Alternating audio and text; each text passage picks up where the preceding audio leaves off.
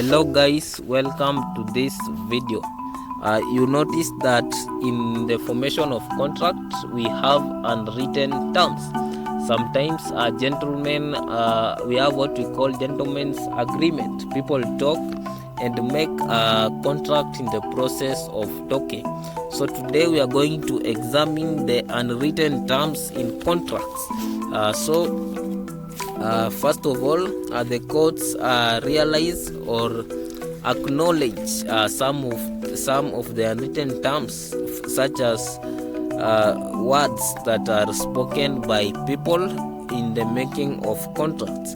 But in words, the courts differentiates between words that are spoken to give information and words that are used to make promises. A huge weight goes to words that are used to make promises, because these are the words that are used to form contracts between parties. We also have to note that the court considers the relative expertise of the parties that speak words. Words that are spoken especially in business setting by people who have a lot of expertise or people who hold a lot of skills and expertise. The courts give these words more importance, because words that are spoken in a business setting by people with more expertise are more binding. We also have to note that the more importance is attached to a statement, especially in a contract setting. The more a party attaches importance to a statement, the more binding it is. For example, you may ask someone to clear or to cut the grass in your environment. So if you make or you stress the importance of that grass being finished by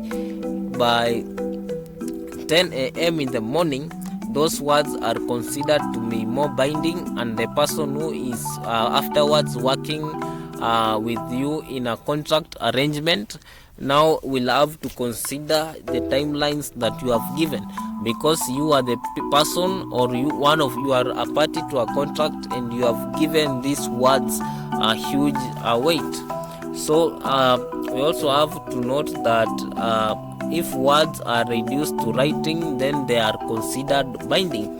So if you reduce your agreement to a written format, something that can be accessed, something that can be read, then what you have written there is very important. It really it is more important than the words which you will say maybe you two agreed in a different setting.